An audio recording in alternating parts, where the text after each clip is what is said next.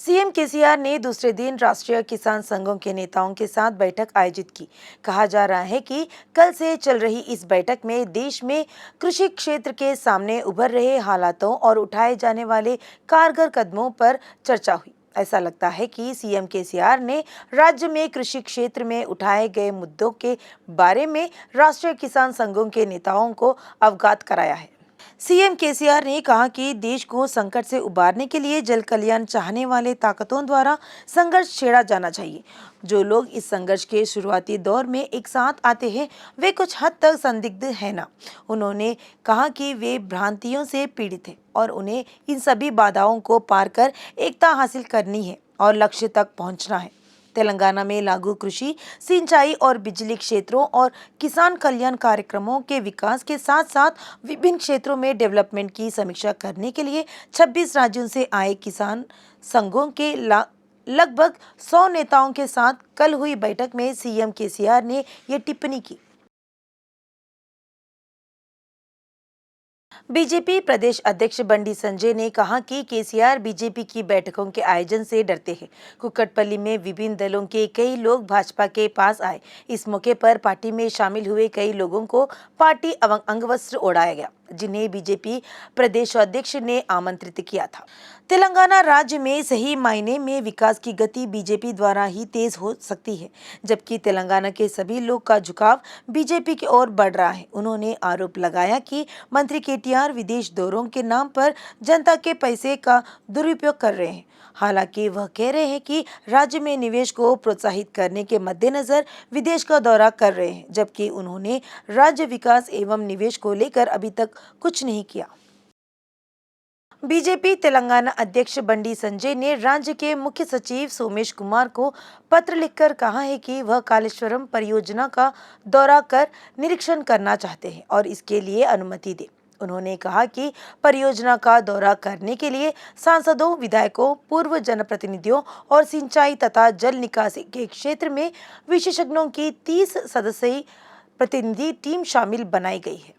बंडी संजय ने अपने पत्र में यह भी कहा कि वह सितंबर के पहले सप्ताह में परियोजना का दौरा करना चाहते हैं। कालेश्वरम परियोजना के निर्माण के साथ हम बाढ़ के दौरान परियोजना के सिंचाई क्षेत्र में हुए नुकसान की समीक्षा करना चाहते हैं। उन्होंने कहा कि वे इस निरीक्षण के माध्यम से परियोजना के बारे में अपनी शंकाओं को दूर करना चाहते हैं। इस अवसर पर उन्होंने याद दिलाया कि वर्ष 1998 में जब श्रीशैलम परियोजना के टरबाइन बाढ़ के कारण क्षतिग्रस्त हो गए थे, तब तत्कालीन सरकार ने विपक्षी दलों को उनकी जांच करने की अनुमति दी थी। उन्होंने सीएस को सरकारी सिंचाई विभाग के अधिकारियों के साथ उनकी शंकाओं को दूर करने के लिए अपनी टीम भेजने के लिए भी कहा।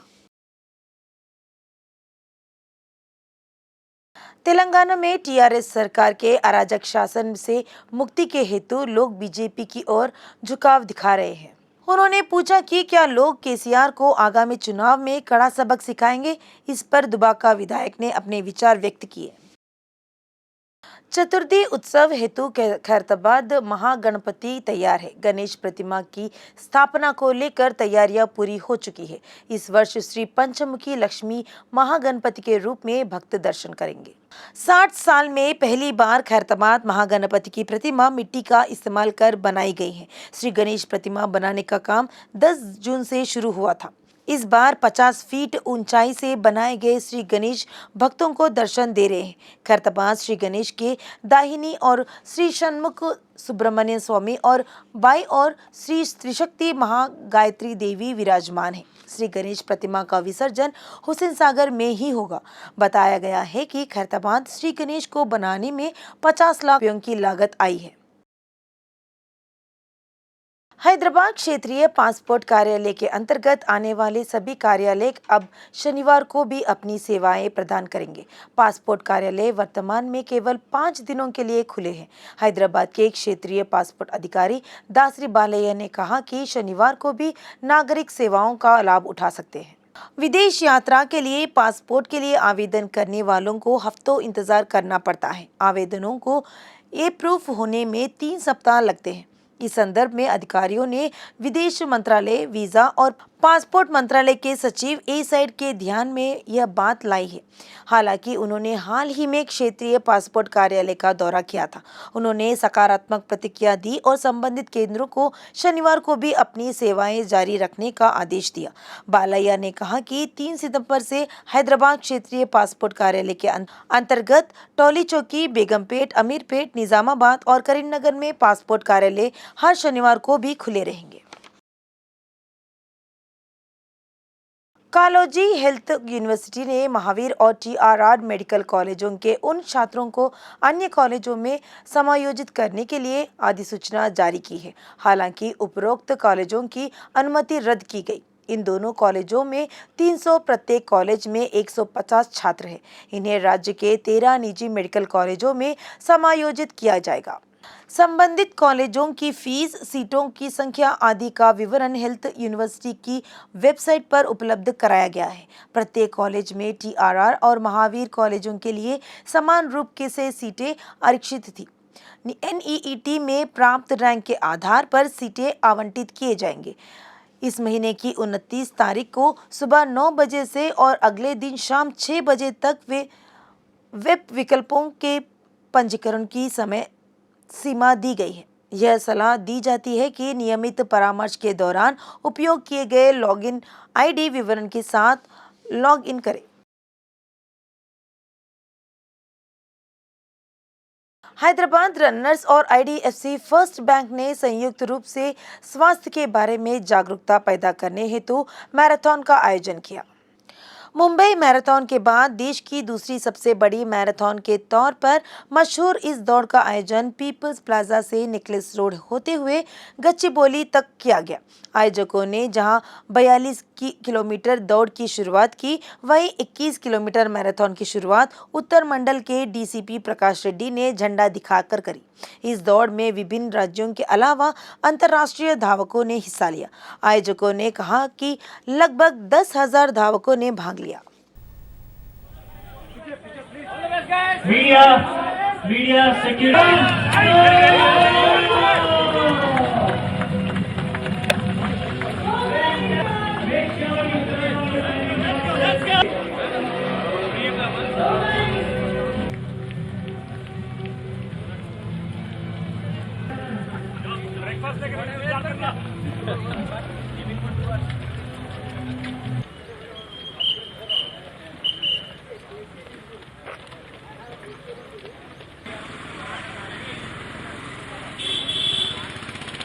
दक्षिण मध्य रेलवे के अधिकारियों ने कहा कि यात्रियों की सुविधा के लिए काचीगुड़ा यशवंतपुरा काचीगुड़ा रूट पर स्पेशल ट्रेनें चलाई जा रही है।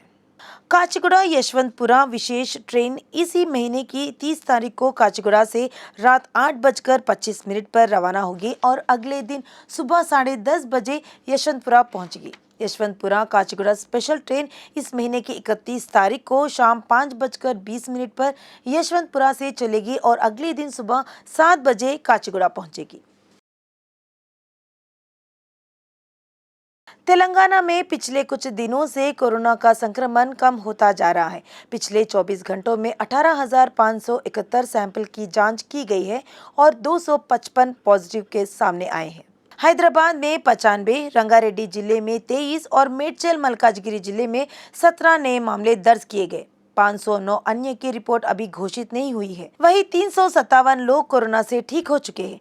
कोई नई मौत की जानकारी नहीं है। तेलंगाना में अब तक 8,33,776 पॉजिटिव केस दर्ज किए जा चुके हैं, जबकि 8,23,511 लोग स्वस्थ हो चुके हैं। अन्य 2,154 लोगों का इलाज चल रहा है। राज्य में अब तक 4,111 लोगों की कोरोना से मौत हो चुकी है। भाग्यनगर में 3 साल के अंतराल के बाद एक बार फिर स्वाइन फ्लू ने पैर पसारा है। चिकित्सा सूत्रों ने खुलासा किया कि शहर भर में मामले सामने आ रहे हैं। चिकित्सा एवं स्वास्थ्य विभाग की आधिकारिक जानकारी के अनुसार 1 महीने से स्वाइन फ्लू के मामले सामने आ रहे हैं। हर हफ्ते औसतन 15 मामले सामने आते हैं। सभी अस्पताल स्वाइन फ्लू के परीक्षण नहीं करते हैं। सरकारी अस्पतालों में लाए गए संदिग्ध मामलों को फीवर अस्पताल में रेफर कर दिया जाता है। वहां मरीजों से रक्त के नमूने एकत्र किए जाते हैं और निवारक चिकित्सा संस्थान को भेजे जाते हैं। चिकित्सा सूत्रों का कहना है कि ज्यादातर मामलों में सांस की समस्या देखने को मिलती है। मामलों में स्पष्ट रूप से वृद्धि हुई है, लेकिन आधिकारिक आंकड़े वास्तविक मामलों को प्रतिबिंबित नहीं कर सकते, क्योंकि यह सामने आया है कि हर जगह H1N1 टेस्ट नहीं हो रहा है। सांस लेने में दिक्कत होने पर RT-PCR किया जा रहा है। नागार्जुन सागर परियोजना में बाढ़ का कहर जारी है। अधिकारियों ने 20 क्रस्ट गेट्स को 5 फीट ऊंचा किया और पानी को नीचे की ओर छोड़ा। परियोजना का इनफ्लो 1,92,641 क्यूसेक है, जबकि आउटफ्लो 2,14,000 क्यूसेक है। सागर की पूर्ण जल स्तर क्षमता 590 फीट है, जबकि वर्तमान जल स्तर 589.10 फीट है। परियोजना का पूर्ण जल भंडारण क्षमता 312.405 टीएमसी है, जबकि वर्तमान जल संग्रहण 309.3558 टीएमसी है। यादाद्री लक्ष्मी नरसिम्हा स्वामी मंदिर प्रसिद्ध है। इस मंदिर क्षेत्र में पंच नरसिम्हा के रूप में भगवान के दर्शन होते हैं, इसलिए इस क्षेत्र में भक्तों की हमेशा भीड़ रहती है। रविवार को छुट्टी होने के कारण विभिन्न स्थानों से श्रद्धालु बड़ी संख्या में यादाद्री पहुंचे। भगवान के दर्शन के लिए भक्त सुबह से ही कतार में खड़े रहे।